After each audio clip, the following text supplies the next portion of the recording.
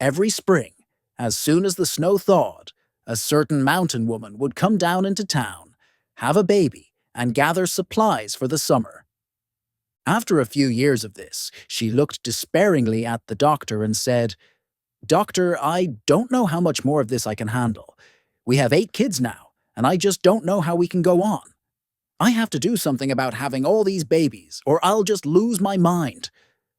The doctor scratched his head and wondered how to gently instruct the woman on how to curb her ordeal, and finally told her to pick up a 10-gallon bucket along with her supplies. "And every night when you go to bed, I want both of your feet in that bucket and don't take them out until morning." So the lady was off, and all her problems seemed to be solved. That next spring, right on cue, she walked into the doctor's office and promptly delivered another child. "Ma'am, I thought I told you to sleep each night with your feet in a 10-gallon bucket. What happened?" "Well, you see, doctor, the store was all out of 10-gallon buckets, so I just figured 2 5-gallon buckets would do the trick just the same."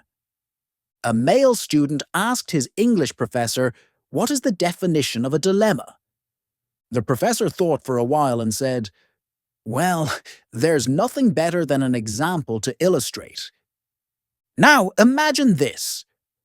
You are lying in a big bed with a beautiful, aroused, naked young woman on one side and an excited gay man on the other side.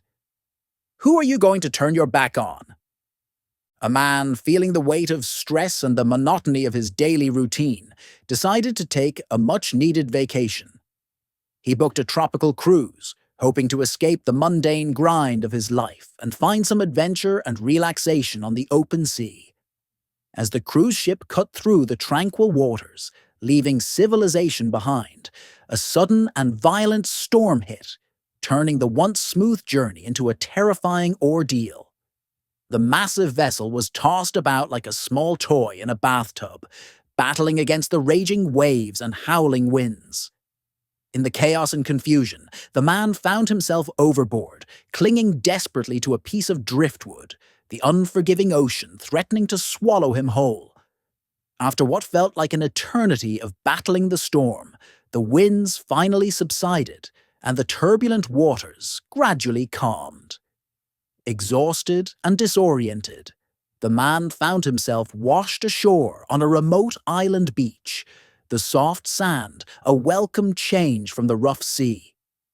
Dazed and struggling to understand his surroundings, he barely had time to assess his situation before a group of fierce-looking native warriors emerged from the dense jungle, their sharp spears pointed menacingly in his direction. Fear gripped the man as he realized the direness of his situation. "I'm done for!" he cried out in despair, convinced that his life was about to end. Suddenly, as if in response to his desperate plea, a booming voice echoed from the heavens, seemingly coming from nowhere and everywhere at once. "No, you are not done for," the voice declared. "Listen carefully and do exactly as I say."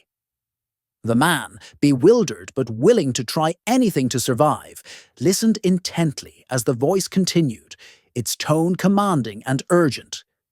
"Grab the spear from the one who is standing beside you and shove it through the heart of the chief."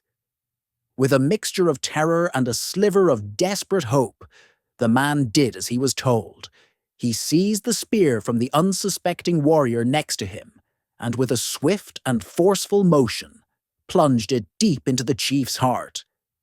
The remaining tribesmen stared in shock and disbelief at the scene unfolding before them, their expressions a mixture of fear and confusion.